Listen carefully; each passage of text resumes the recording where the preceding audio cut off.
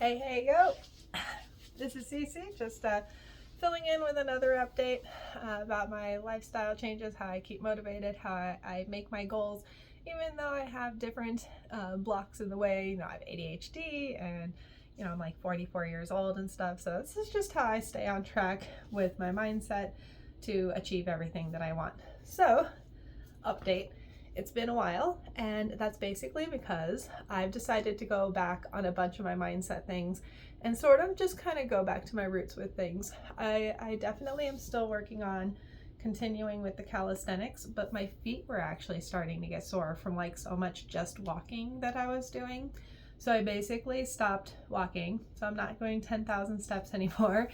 I was doing the fasting in the morning, but I've decided that that actually is probably slowing down my metabolism even slightly, and I just don't like it. It makes me maybe crave more calories later on in the day. And so as an effort, I've been eating higher fiber, higher volume meals. And I posted a picture of the crab salad mixed with cabbage and vinegar that I do. That is like so good. I've gone through 3 buckets of that Walmart crab salad and a whole bag of little baby shrimp and like 2 heads of cabbage so far eating that meal. So it's actually been really nice. I'm gonna go get more cabbage later on today because I like it. Haven't really actually lost any weight on this one yet, and this is one of the reasons why it took so long to do another update. Here's the thing about switching to a high fiber diet. When you first switch to a high fiber diet, it doesn't make you lose weight. It'll make you gain weight. In fact, when you first switch to a high fiber diet, a lot of times you'll also get constipated. And there's different kinds of fiber. There's soluble fiber and insoluble fiber. One of them makes you more constipated. The other one makes you a little bit more loose, different kinds of things like that. But basically, I've been working on just kind of reducing more carbs, but increasing more fibers. That just means more vegetables, more beans, more proteins. I still haven't really cut out any real fat. I still eat my sourdough bread, but just not quite as much of it. And just been working more on my mindset books and things like that so that I can try to focus more on doing everything intuitively. Even though I don't have the best original intuition, I'm trying to like build a better intuition. So I'm kind of like working on this whole abundance mindset book that I'm coming out with eventually for free. So this isn't like a sales pitch. I'm just going to throw it out there because it's more organized and easier to read in a 3-book series than it is for me to try to explain it all in video format. It's just a lot.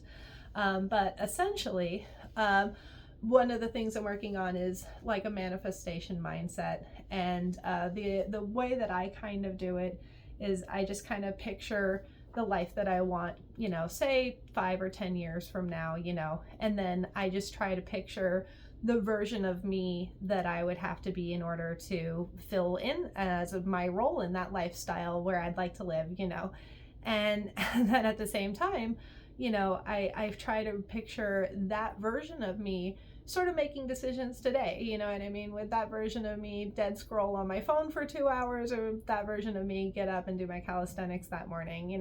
What kind of food choices would that version of me be making at that time if I was at my perfect goal weight, living my perfect lifestyle? You know what I mean?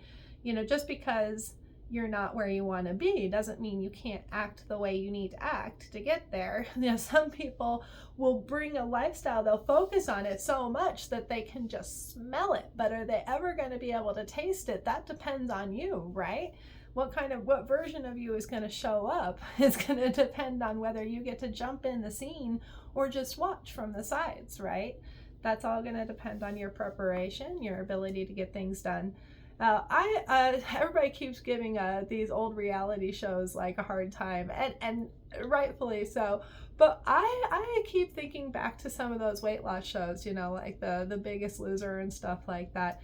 And it still also reminds me of those weight loss and diet myths, those shortcomings. They're like, oh, you won't be able to lose as much weight as you used to when you were younger, you know, and stuff like that. And it's like, what did I eat like when I was younger? What was my step count like when I was younger? You know, those things absolutely still work. And you can watch those weight loss shows and they have all these excuses why they shouldn't be able to lose weight. They've got, you know, PCOS, they've got diabetes, they've got, you know, they're in their 70s and they're, you know, they're out there jogging on treadmills and like going on these extreme diets and all their little health issues are going down, you know.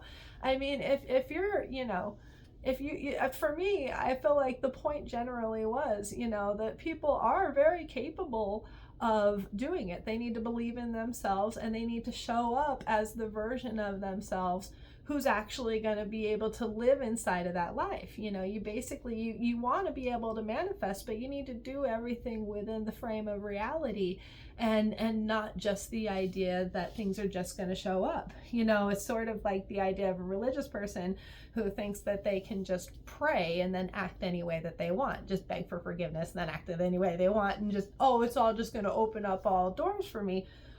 You know, I hate to bring up such, you know, touchy subject, but there are several people who doubt that that's effective, you know, but we don't assume that that should work necessarily to have the correct passcode in order to just be able to behave the way you want. You know, and a lot of people treat manifestation that way. They're like, if I just say it in the mirror, then it's just going to happen. Well, is it going to happen? Are you ready for that to happen? Or are you just going to bring it to you so that you can see it and watch it happen somewhere else, not for you, not ever, right? You know, so I think there's a way to toxically bring what you want to you, and there's a way to align yourself with what you want in life.